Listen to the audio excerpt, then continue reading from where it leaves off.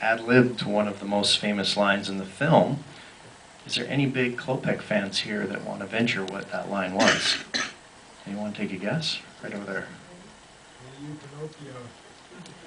You're right. He did ad-lib that, but that's not the one that gets the big laugh. The big laugh is the one that he ad-libbed when he wasn't even on camera.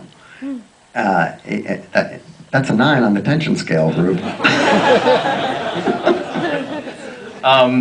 And I got a little something special for you, sir, for answering that. Come on down. Courtney Gaines signed a can of sardines for us tonight to give away, and I was saving it to give away to a fellow Klopek.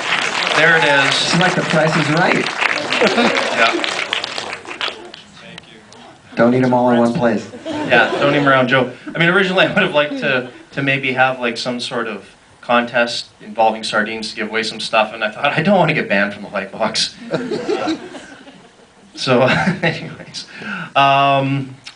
way up in the corner, please, and we'll get you a mic. Sorry, I've got a mic here. Oh, I'm sorry. Okay, we'll get to you after this. We'll go down here first. Okay, I've watched the movie I don't know how many times, and every time I watch it I still see something new in the production design. This particular time I noticed that Bruce Dern is packing a knife when he goes over to do the polite neighborly visit. I just wondered if you could comment on like how busy were your production? There's so many sort of prop jokes in this movie.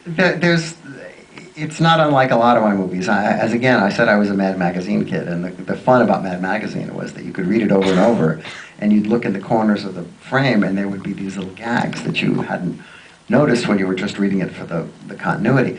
And, you know, those of us who make these movies have to watch them over and over and over. I mean, sometimes we see them like 100 times.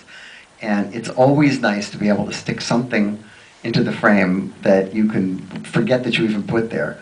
And then in the middle of the 18th run through at the mix, you go, oh yeah, that's pretty funny. You know, it makes it just more interesting, and you know, makes it be able to be seen painlessly.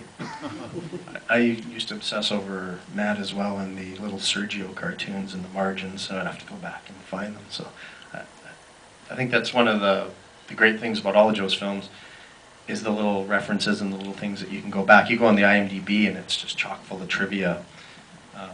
That's everything in the IMDb is chock full of trivia. Yeah, some of it's chock full of something else, but right up in the corner.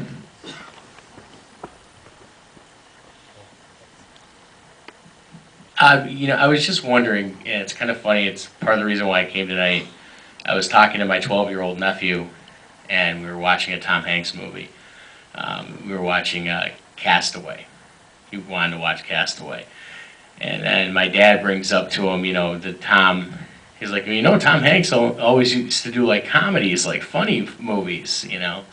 And my nephew was like, Tom Hanks doesn't do funny movies, you know, like with the generation gap, I guess. But like even in that movie, like a couple like his lines or, you know, a couple of scenes in the movies, did you like think that he could be like a serious actor too?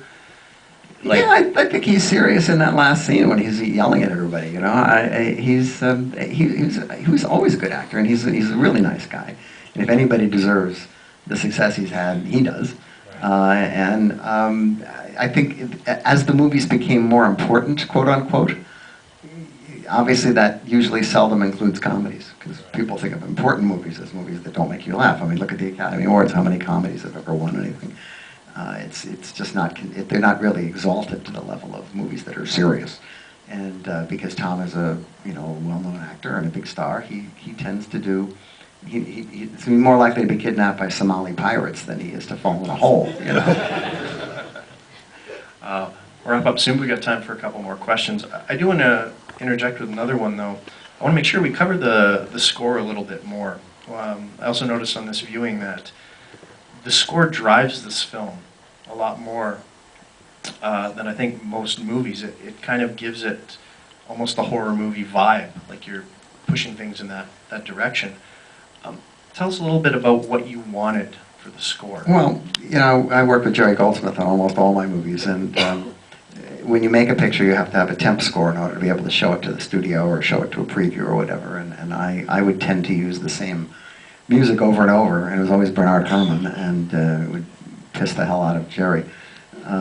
But we had bromide on the set of these movies whenever we were having a little problem or something wasn't working. We'd, it's okay, Jerry will save it.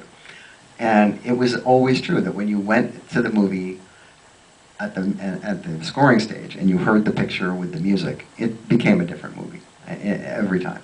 And I think every director will tell you that the music changes the movies in subtle ways that you just don't know. And some directors, like Sergio Leone, used to have the music recorded beforehand, and they would actually enact the movie to the music, which is, you know, an ideal way to do it, but a lot of composers, you know, need to see what they're scoring in order to be able to write this stuff. But Jerry was an invaluable part of whatever success I've had, and it was very wrenching to have to go on without him. Okay, we can do